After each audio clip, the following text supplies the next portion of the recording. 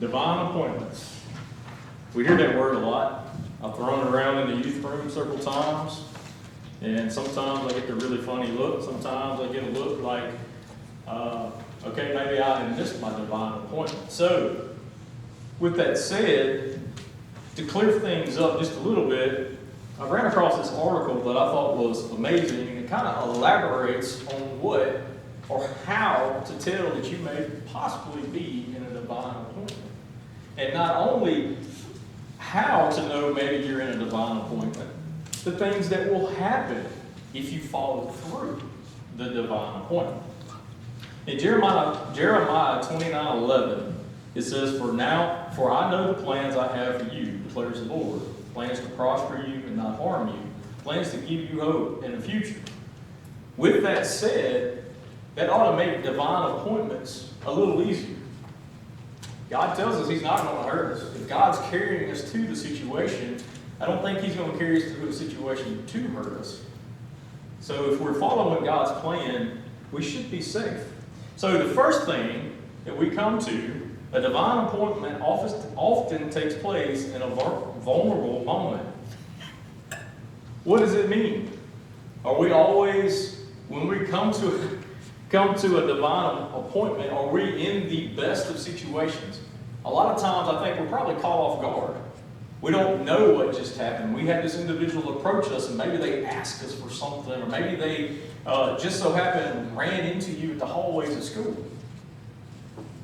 God sets those moments up because He doesn't need you at your A game. God doesn't need you to be 140% prepared. God just needs you to be that vessel. God needs you to be at your weakest so God can be at His strongest. Because if we get in the way, we're probably going to mess it up, don't we think? Really quick, we're probably going to mess it up. So, if He gets us at that point where we're at our weakest, it allows God to shine, and it also gets us out of the way, because we have to fully trust in God. The second point, a divine appointment turns your distress to worship. And I had to mull over this one a little bit, but it makes all the sense in the world, because if you get to the point that you're caught off guard, you're not you're not ready for the situation, God brings you to that brick wall, brings you to that awkward moment, brings you to that point at which He has set aside for you and an individual. You no longer can trust on yourself. You're caught off guard again, like not prepared.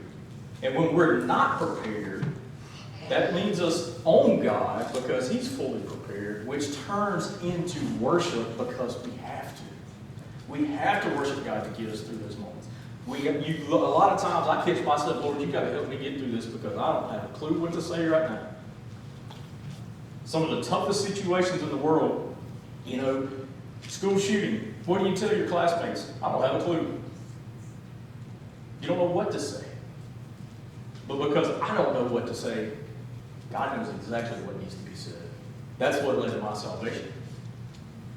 That moment that I was caught off guard led to me being distressed, that led to my salvation. The third point, at a divine appointment, your perspective is changed. When you look at an individual, we're really quick to judge somebody. Man, that guy, he looks like a homeless guy. I don't want nothing to do with him. Let's walk on the other side of the store. Let's walk, let's get away from this guy or this woman or this kid. Let's avoid them altogether.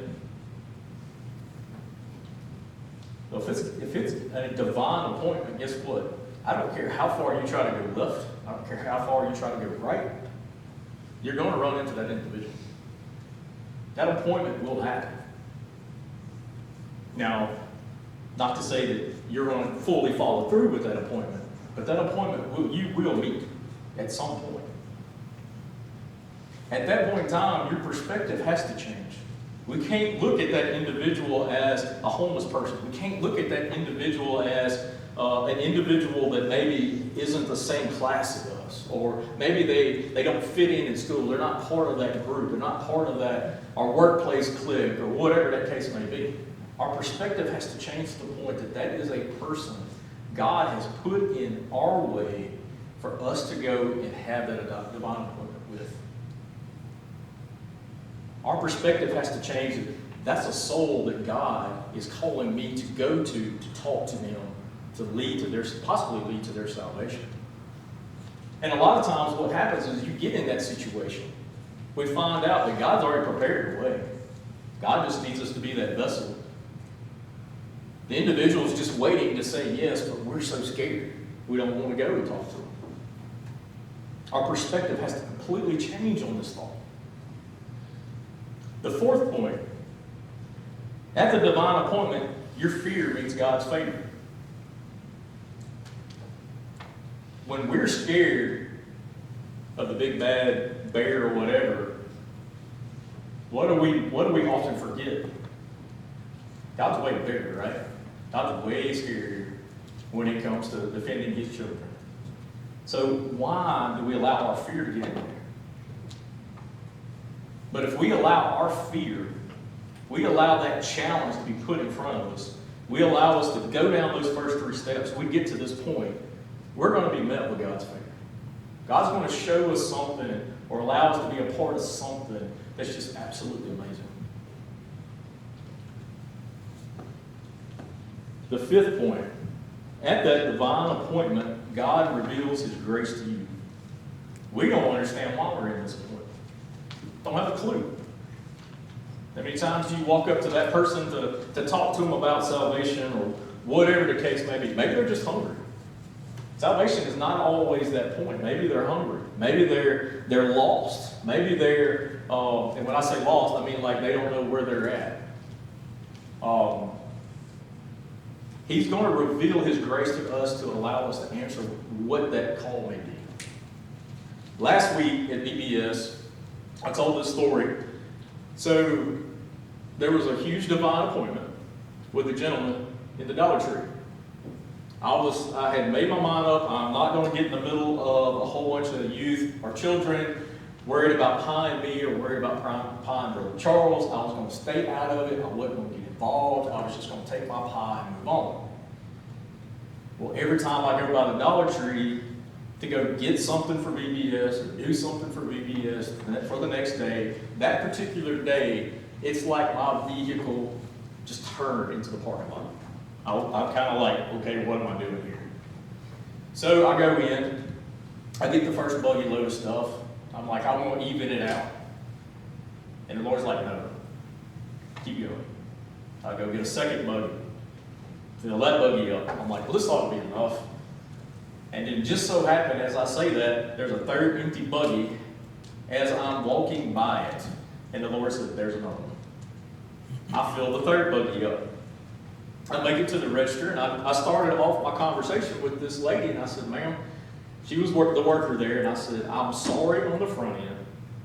There's a lot of hungry people in the Newton County area. Our food pantry is struggling, and we need these groceries, and I hate that you have to bring every single one of these items up. Miss Cherry can show you the very long receipt.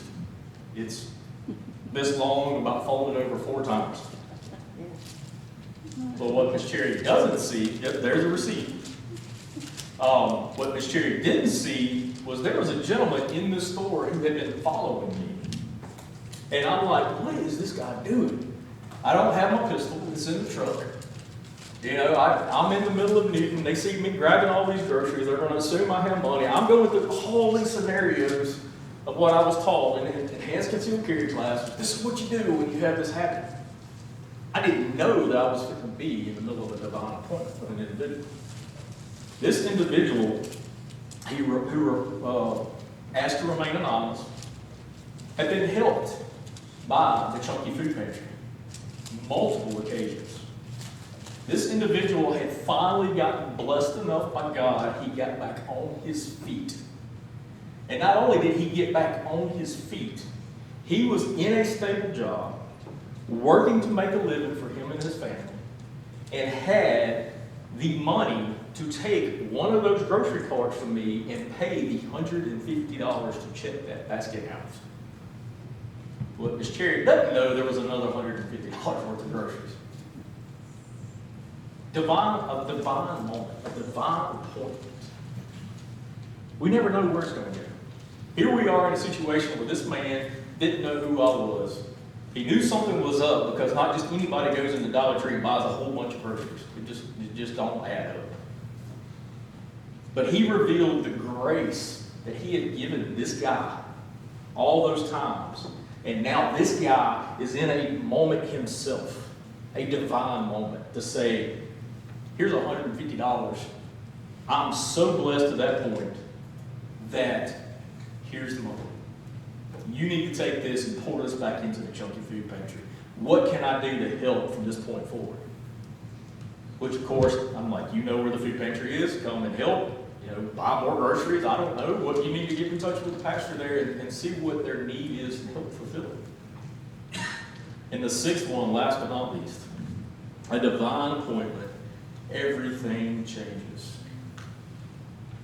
Either that individual is led to salvation, your life's going to change because you had a part of it. God blessed you because you were a part of that. That individual's life is blessed because of you meeting God and that individual in that divine appointment. That divine appointment changes everything when it comes to that gentleman.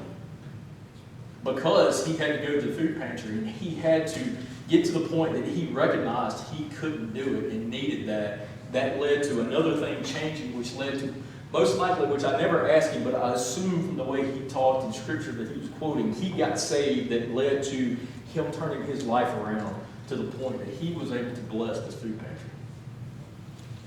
Divine appointments, as small as they may be sometimes, they're huge in the big picture when it comes to God's view.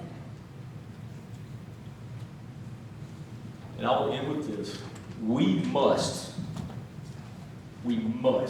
not should or possibly could, must allow ourselves to be available to be used by God for His glory and His purposes. We have got to meet Him and those individuals at that divine appointment at the right time. Cannot turn around and go to the other direction. We cannot say, no, I'm not going to do it this time, because things can happen. You could get to the point of that individual gets involved in a wreck and dies, and you're the one who didn't lead that individual to Christ before it happened. Divine appointments, they can be huge.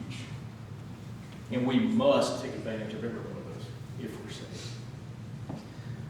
My challenge to each and every one of you here tonight, when you get that divine appointment, know it and go after it. Do it. Don't stop until you get it done. Okay? As our worship leaders come, search your heart. Has there been a divine moment that you didn't meet God at His divine appointment set up because you chose to do the worldly things and the earthly things? We stand and sing our hymn of invitation. I have decided to follow Jesus.